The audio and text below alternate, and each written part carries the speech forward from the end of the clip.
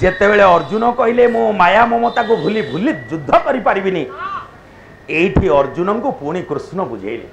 कहले अर्जुन तमे सिना आज कहतो ए ममता भितर मो बंधा पड़ जाई युद्ध करि परिबिनी गोटे छोटिया दृष्टांतर अवतारणा कले कहले अर्जुन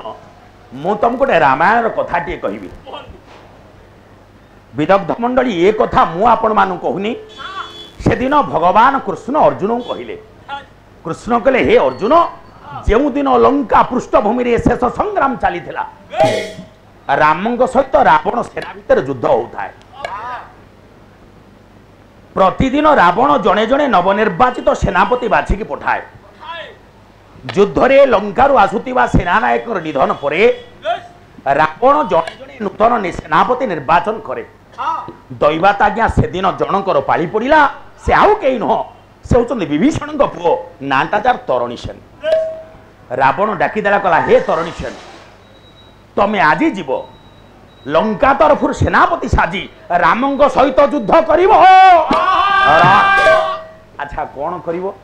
तरुणी सेन आज्ञा इच्छा थिले सुद्धा रावण निर्देश भयरे भक्ति से कथा को स्वीकार करी तरुणी सेन आज्ञा से दिन युद्ध को बाहरी युद्ध को जीवा पूर्व निजर प्राण प्रिया नवविवाहिता पत्नी पाखे पहुंची गला तरुणी सेन डाकीदेला कला प्रिय हाँ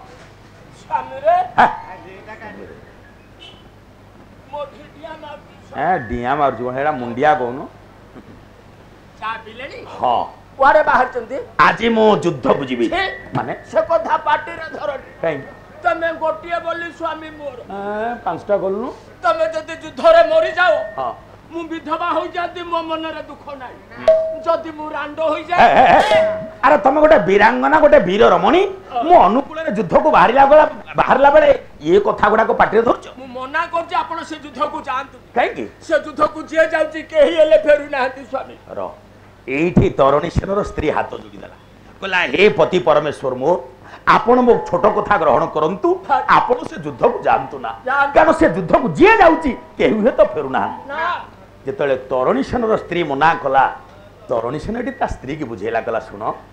देहरे हाथ पकड़ कई तो जानि पन ना कोन माने संध्या बेलटा रो काय होला जो बोले जा एठी तरुणी सेन ता स्त्री की बुझेला कला सुनो कौन बुझेला आपण मान को ओडिशार पूर्वतन मुख्यमंत्री पूर्वतन आसाम राज्यपाल स्वर्गत जानकी वल्लभ पट्टनायक बापा गोकुलानंद पट्टनायक कहउछन जानकी वल्लभ विलास एठी तरुणी सेन ता स्त्री की बुझेला कला सुनो मु जदी तम कथा माने तम पणत कानी तले लुचित रहि जाए आ युद्ध को न जाए मो अवस्थाटा कोन हो कहला राजा देश को न मानिले सजा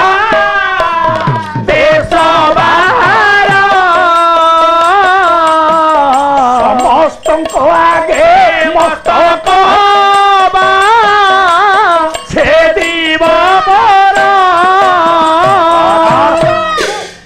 तरुणी सेन कहला राजा देश को न मानिले सजा देश बाहर जदि रावण सुनिदबा मु युद्ध को जाइनी आ तम पत्त कानी लुचित से मते छाड़िबो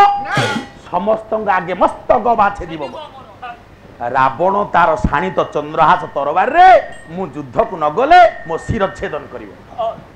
न गले मरिबाटा निश्चित आ युद्ध को जीवी युद्ध करबी गोटे योद्धार परिचय मो कथा टिका आपण बुझिबा को चेष्टा करत माने आपण जहा सहित युद्ध करिया पई बाहर चंदी से जने साधारण लोक नुह ना मो हाथ जोड़ची आपण ता सहित युद्ध र हे संत मंडली एठी तरुणी सेनर स्त्री पुणे कहला हे पति परमेश्वर मोर आपण मो कथा गुटी हृदयंगम करंतु आपण जहा सहित युद्ध करबा जाउछंती से राम जने अद्वितीय योद्धा से राम जने असाधारण व्यक्तित्व या पूर्वरु लंका रु जे भी गलेनी केही फुरना मो कथा मानंतु आपण युद्ध को जानतु तरुणी सेन पुणी ता स्त्री की बुझेला तमे समस्तंग सहित मते काई तुलना कर कही पारिबो मु का पुओ छी मु तांको ना धरेली माने से मो ससुर ससुर ना धरिया र अच्छा हो ना धन मु विभीषण को पुओ कही पारिबो मो बापा विभीषण एबे कोउठी मो बापा विभीषण वर्तमान प्रभु रघुनाथंकर चरणाश्रित मो बापा विभीषण भगवान रामंकर दासानुदास अच्छा मु जतले युद्ध क्षेत्र रे पहुंचीबी मु जतले प्रभु राम को सहित युद्ध करिवि भगवान राम जतले जानी देबे मो विभीषण को पुओ से मो प्रति निर्दय हेबे कि से मो प्रति निष्ठुर हेबे कि सेई कथा तरुणी सेन ता स्त्री की बुझेला कहला दासर पुत्र को अति सुंदर शब्द संयोजन दासर पुत्र को नाश की करी बेदासर थी तारे न पोका आशंका मोर मरण प्रति दासर पुत्र को नाश की करिवे दासरथी मु परा गोटे दासानु दासर पुओ नित्य सेवकर पुओ भगवान राम जदि जानी देबे मु विभीषण को पुओ से मो प्रति निर्दय हेबेनी तमे देरी करना मते विदाय दियो स्वामी एते करी बुझैले आपण मो कथा सुनिबा को प्रस्तुत नहंती हेला आपण को इच्छा मु आज निज हाथ आपण को वीरवेश देखंदु शेषरे ता स्त्री ता स्वामी को वीरवेश रे सजेई देला मो स्वामी पर देखि चाहि के युद्ध करिवे माने केते बेले आगुआ हेबेनी आउ सदा बेले पछरे रहउथिबे भलो बतई कि मते छाडु तू बोला बेले संगरे ढालू रह हां तमे शुभरे जाओ स्वामी तम शुभ मनासिबा पाई मु जाउची देवदेव महादेवଙ୍କ पाखरे तमे दुधरु फेरिबा पर्यंत बसी अखंड जालुथिबी तमे जेमति शुभरे फेरि आसीबो देखो स्त्री तार कर्तव्य करूची आपण केमती भलरे युद्धरु फेरिबे फेरिबा पर्यंत मु भगवान शंकर महादेवଙ୍କ पाखरे अखंड लगेई अपेक्षा करिछि जीवा पूर्वरु तरुणी सेन कहि देई कि जाउछि कहला आजी रे जाउछि बाजी रे आरे राजीव मोहि हर सेबारे रहिथिबु हर सेबारे तुही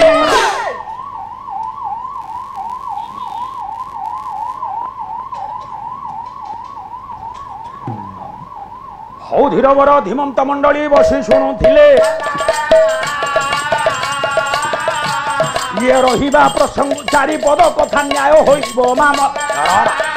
एठी तरुणी सेन ता स्त्री की बुझेई देई गला कला प्रिय आजी रे जाउछि बाजी रे आरे राजीव मोहि आजी शब्दर अर्थ आज्ञा युद्ध आजी रे जाउछि बाजी रे घोड़ा रे राजीव मोहि हर सेबारे रहिथिबु हर सेबारे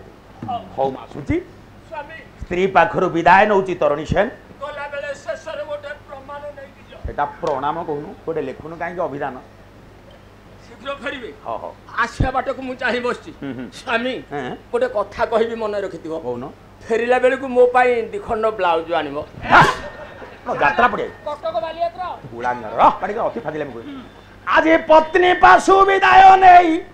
तरुणी से न गला हो सेहु गला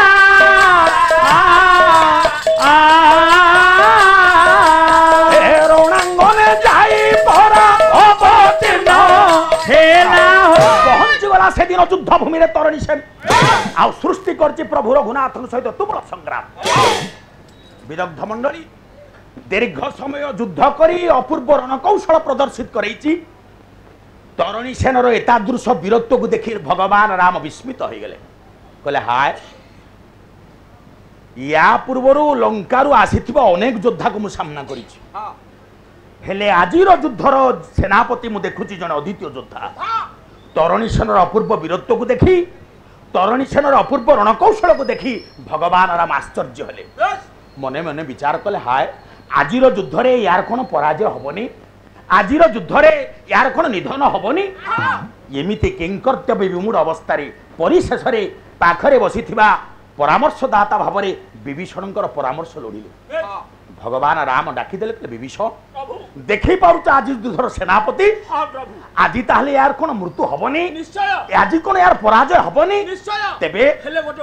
उपाय आपण देरी करंतु विभीषण ब्रह्मस्वर मारी दियौ विभीषण कहले प्रभु याकू मारिबाकू हेले आपण ब्रह्मस्वर निक्षेप करंतु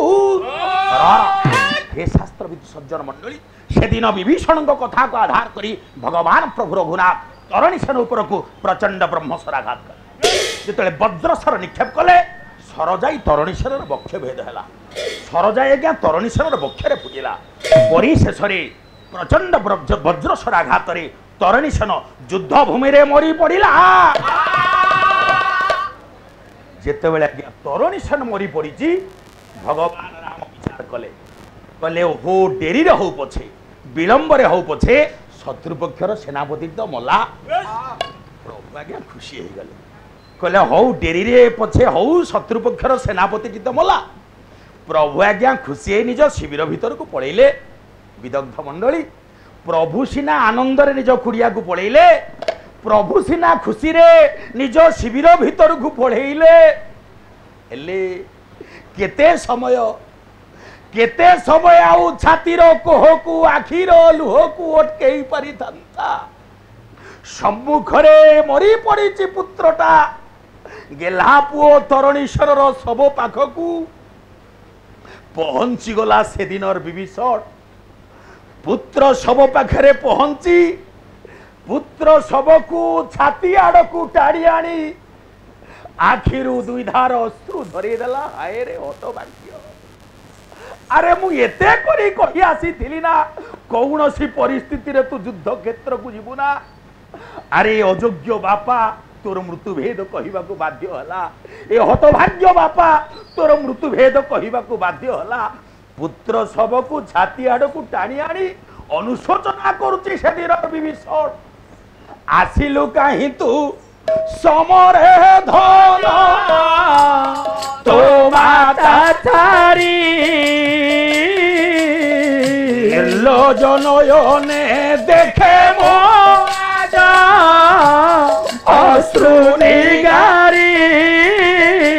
पुत्र सबको छाती रे चापी धरी कोई कोई हे कांदुची विभीषण तू कौन पाई आसुथिलु ए अयोग्य बापा ता तोर मृत्यु भेद कहवा को बाध्य हला पुत्र सबको धरी अनुशोचना करुथिला बेले विदग्ध मंडली एतिकी बेले भगवान राम शिविर भीतर पळि आसिले विभीषण को देखिक आश्चर्य हो गले डाकिदेले कहले विभीषण तुम आखिरे लुह ताहले मरी जाइथिबा युवक कोन तमर आत्मीय मो पुओ विभीषण ए युवक तमर पुओ काई ए कथा तो तमे मते प्रथमरु कहि नथिलो मु तुमको जेते बेले पचारि थिली बरं तमे मते या कहिथिलो कृपा तेजी किंपा उपाय मोते देल बताई कहिलो नाही तो पहिले रही लातुनी होई कृपा तेजी किंपा उपाय मते देल बताई तमे परिशेष रे तम पुओर मरिबार रास्ताटा को बतई देलो हे विदग्ध मंडल विभीषण कौन आज्ञा प्रथम चिन्ह ना से पुओ बोली विभीषण कौन प्रथम जानी ना से पुओ बोली हेले पुओर परिचयटा देई नाहांती काहींकी बा पुओर परिचयटा देलेनी काहींकी देखो विभीषण ठीक जानी से पुओ हेले पुओर परिचयटा देई नाहांती काहींकी ना से पुओटा आसी रावण सपक्ष से पुआ आसी अधर्म सपक्ष जेते बेले संसार आज्ञा धर्म बंचेबा हुए धर्म प्रतिष्ठा पाई हुए सेठी पुओ नाही भाई नाही माया ममता किछि नाही आसंतु मो मूल कथा को भगवान कृष्ण कहले हे अर्जुन तमे कोन कहउछ मु केमते युद्ध करबी आचार्य पितर पुत्रा तथैवश्च पितामह मातुल ससुर पुत्रा साल्या संबंधी नस्तता तमे कोन कहउछ से मो दादा से मो भाई से मो मामू केमते युद्ध करबी देखन निजर पुओ मथे गले जाऊ संसार धर्म बंचू रामायण जदि गोटे आदर्श चरित्र किए थाए से होचंदी विभीषण गोटे त्यागर किए चरित्र थाए से होचंदी विभीषण निज पुआ पछे गले जाऊ संसार धर्म बंचू खाली रामायण कहीं